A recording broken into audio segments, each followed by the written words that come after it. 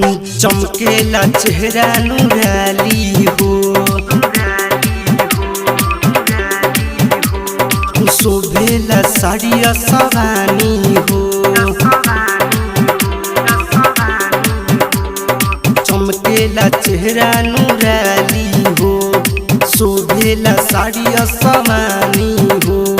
चंदा लीला रे पे बिजोड़ बारुवे, चमक से दुनिया अजोड़ बारुवे। मैया खुश होली सुनी ताली के, बड़ी गुजत आवाज ताली के।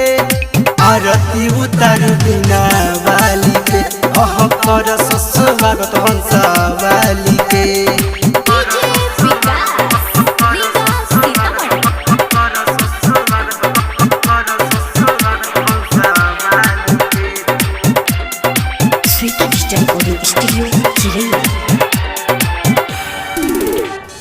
विद्या के देवी कहालू हो,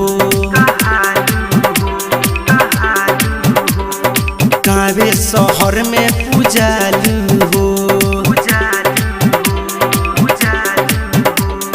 विद्या के देवी कहालू हो, कावे शहर में पूजालू हो।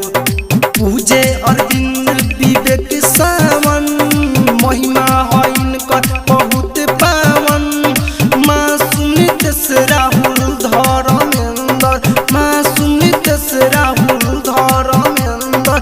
पूछता के हिस्सा वाला के, आरती उतारू हंसा वाली के। हह कर स्वागत बिना वाली के।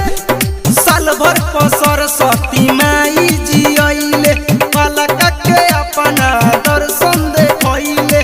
जाके ले आवसन थाली के, हह जाके ले आवसन थाली के।